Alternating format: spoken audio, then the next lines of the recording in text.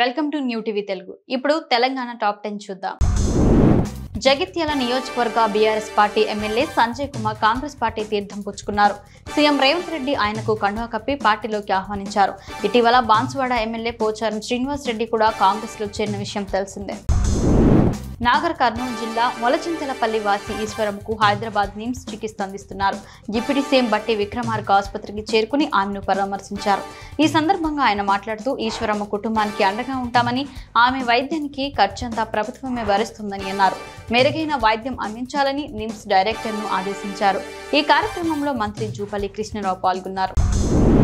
గత అసెంబ్లీ ఎన్నికల సందర్భంగా ఇచ్చిన ప్రతి హామీని కాంగ్రెస్ పార్టీ నెరవేరుస్తుందని మహబూబ్ నగర్ రూరల్ మండలం కాంగ్రెస్ పార్టీ అధ్యక్షులు మల్లు నరసింహారెడ్డి అన్నారు. ఆదివారం మహబూబ్ నగర్ రూరల్ మండలం బొక్కలోపల్లి చౌరస్తాలో సీఎం రేవంత్ రెడ్డి చిత్రపటానికి పాలాభిషేకం నిర్వహించారు. ఈ సందర్భంగా ఆయన మాట్లాడుతూ కాంగ్రెస్ ప్రభుత్వం రైతు సంక్షేమాన్ని కోరే ప్రభుత్వమని వెల్లడించారు. కరీంనగర్ బల్దియా పాలక వర్గంపై నగర మాజీ మేయర్ బీఆర్ఎస్ నేత సర్దార్ రవీంద్ర సింగ్ ఆదివారం మండిపడ్డారు. నగర అభివృద్ధి పనులు అవినీతి జరుగుతోందని ఆరోపించారు. మంత్రి పొన్నం ప్రభాకర్ కు ప్రస్తుత పాలక వర్గాన్ని రద్దు చేసే ధైర్యం ఉందా అని ప్రశ్నించారు. మంత్రి తన అధికారిక లెటర్ ప్యాడ్స్ పై పాలక వర్గాన్ని రద్దు చేసేలా సిఫార్సు చేయాలని డిమాండ్ చేశారు.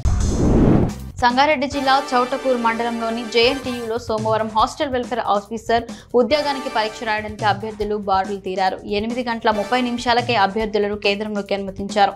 కేంద్రం వద్ద పోలీసులు పటిష్ట బందోబస్తు నిర్వహించారు. ఉదయం మధ్యాహ్నం పరీక్ష జరగనుంది. పెండింగ్ అభివృద్ధి పనులను త్వరగా పూర్తి చేసేలా చూస్తామని దూద్ బౌలి డివిజన్ కార్పొరేటర్ మహమ్మద్ సలీం అన్నారు. డివిజన్ పరిధిలోని పలు ప్రాంతాల్లో కార్యకర్తలతో కలిసి కార్పొరేటర్ పర్యటించారు. ఈ సందర్భంగా పెండింగ్ అభివృద్ధి పనులను పరిశీలించారు.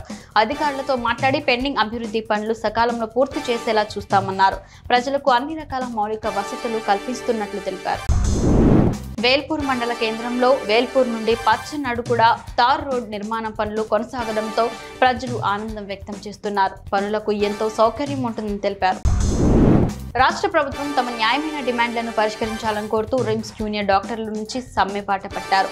స్టేఫన్ రెగ్యులర్ గా ఇవ్వాలని కోరుతూ ఆదిలాబాద్ జిల్లా కేంద్రంలోని సూపర్ స్పెషాలిటీ ఆసుపత్రి ఎదుట జూడాలో నిరసన తెలిపారు. ఈ సందర్భంగా జూడాల అధ్యక్షుడు సందీప్ చారి మాట్లాడుతూ అత్యవసర సేవలు మినహా మిగతా విధులను బహిష్కరించామన్నారు. డాక్టర్లకు పని ప్రదేశాలు భద్రత కల్పించాలన్నారు. బొగ్గు గన్లను ప్రైవేట్ సంస్థలకు అమ్మాలని చూస్తున్న మోడీ తన నిర్ణయాన్ని వెనక్కి తీసుకోవాలని సిపిఐ ఎంఎల్ మాస్ లైన్ ఆధ్వర్యంలో నిరసన చేపట్టారు.